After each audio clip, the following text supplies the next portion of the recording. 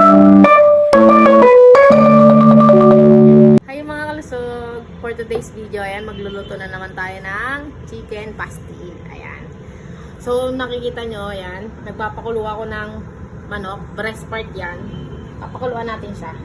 Tapos, habang pinapakuluan natin yan, naglagay na ako dyan ng asin. Ayan. Para kahit paano, yung manok natin, pag hinimay natin mamaya, may lasa na. Tapos, habang pinapakuluan natin yan, syempre, niready na natin yung mga sangkap natin. Meron ako ditong niready ko na yung bawang, sibuyas, tapos instead na butter, margarine na lang para para mas mura. Tipid hacks yan. Tapos yung ating mamasitas. Tapos eto sili, option na lang para may konting sipa. Ayan. Tapos, syempre, meron ako ditong mantika kasi gigisayin natin siya mamaya. Tapos eto suka para paano. Ayan. Tapos eto toyo. Ayan, mamaya papakita ko sa inyo kapag mahimay ko na yung manok. At then mga kalusog, tingnan nyo, luto na to. After mga 10 to 15 minutes yan, luto na yan. Pwede na natin siyang uunguin, tapos papalamigin natin para mahimay na natin. Para mamaya, gisahan na. Alright. At then mga kalusog, bali ito na yung nahimay-himay nating manok. Ayan, konti lang yan kasi tatlo lang naman kami kakain. Ayan, ito na siya. Bali ngayon, ang una natin gagawin is bubuksan natin yan kasi magigisa na tayo. Ayan. Ayan, habang di pa mainit, lagyan na natin itong mantika. Lagyan na natin siya ng konti. Ayan. Tapos, ilalagyan na natin itong ating margarine.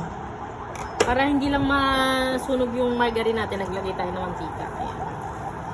Kasi magiging lasa na rin kasi itong margarine natin dun sa pastil natin. Ayan. Pag ganyan na, diba? Parang may, parang may itsura. Ayan. Igisa na natin ito mga kalsong. Igisa na natin yung bawang natin. Igisa na natin yung bawang natin. Ayan. Ayan, diba? Sama natin itong sibuyas natin. Kung sili mamaya na. Ayan. Sama natin ito. Ayan. Sama na natin siya dyan.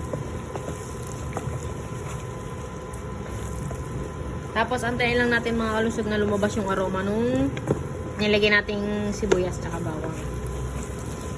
Yan. Bango. Kasi nga dahil dun sa margarine na nilagay natin. Yan. Ganyan lang siya mga kalusog. Mekos-mekos lang natin. Yan. Tapos, ayun, nalaglag ko yung sili. Kapag nahamoy nyo na feeling nyo na lumabas na yung aroma nung nilagay nating sibuyas tsaka bawang, lalagyan na natin to itong manok natin. Bali yan mga kalusog, sinama ko na din yung buto kasi sayang para at least mamaya pwede kong siyang mangat-ngat or pwede ko siyang mahimay-himay pa kasi may laman pa yan ayan, lagyan na natin siya.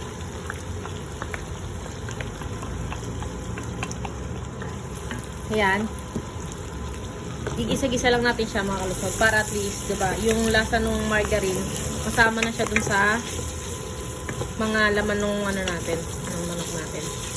Tapos, yan. Habang ginigisa natin yan, syempre lalagyan natin siya ng pampalasa para manood na sa manok natin. Lalagyan natin siya ng paminta. Paminta. Lagyan natin.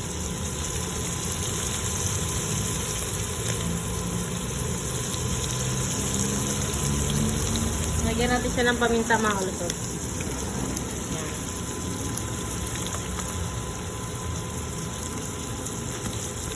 Tapos, lalagyan na natin siya ng itong suka. Konti lang. Parang kumbaga magiging preservative siya. Ayan. Yung suka natin yan, pang-preservative din yan para tumagal din ng isang pagkain. Para hindi siya madaling masira. Ganyan. Tapos, eto, yan.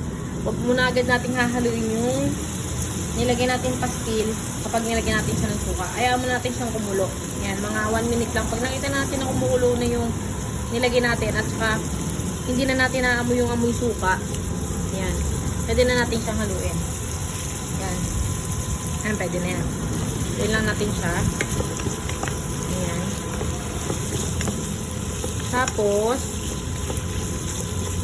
yan. Lagyan na natin siya ng toyo. Dito na natin siya lulutuin sa toyo. ito na rin magiging pang-alat natin yung toyo. Dito na tayo kukuha ng pang-alat natin sa toyo. Ayan. Tapos, halo-halo lang. Tapos niyan, naantayin na natin siyang mag-reduce na hanggang sa parang ma-toasted na yung ano natin, yung press part natin, yung pastil natin. Ayan. Kaya hayaan lang natin siya. Ayan. Pag medyo matutuyo na, saka natin siya lalagyan ng mamasitas. Pero ayan, dahil yan, antayin mo natin siyang mag-reduce yung sabaw. Balikan ko kaya mamaya mga kalusog. Mga kalusog, nung medyo nag-reduce na yung sabaw natin, ayan, isasama na natin itong mamasitas natin. Isasama ko na yan. Lahat-lahatin na natin yan para, umaga, hindi siya tinipid. Ayan. Pero tinamad. Karot. Ayan. Tapos mekos-mekos lang para maghalo-halo na yung yung mamasitas natin tsaka yung toyo. Tapos, ilalagay na natin yung sili natin para kumapit na yung anghang. Ayan. Konti lang naman po, kaya hindi naman siya masyadong yan. Ilalagay na natin siya. Ayan. Tapos, hayaan na natin siyang mag-reduce. Ayan. Papakita ko sa inyo mamaya yung yung tsura niya pag wala na siyang pag luto na siya.